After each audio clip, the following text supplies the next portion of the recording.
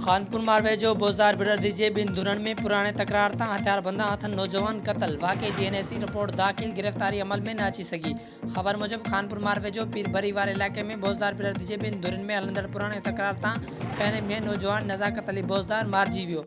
वारसन पारां लाश पोस्टमार्टम लाइ शेख हमदान बिन मोहम्मद अस्पताल आंदो वियो। जॾहिं ते इतला ते खानपुर मार पुलिस बे अस्पताल पहुंची वाक़े जा तफ़सील वरिता। अस्पताल में मौजूद नौजवान जे वालिद जीजल बोजदार मीडिया के ॿुधायो त मुंहिंजो पुटु घर में सुतल हो ऐं खेसि रोज़ो बि हुयसि।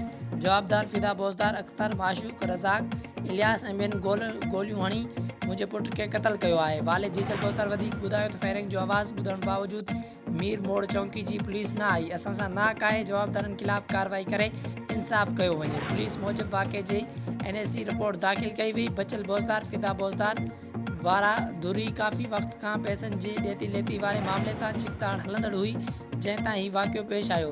वधीक जांच कई पई वञे। वाज़े रहे त धुरियुनि में तकरार 1 साल खां हलंदड़ आहे, जंहिं जे हिकु नौजवान ज़मीर बोजदार क़तल ऐं 2 ॼणा ज़ख़्मी थी चुका आहिनि, जॾहिं धुरियुनि में छिकताड़ बरक़रार आहे।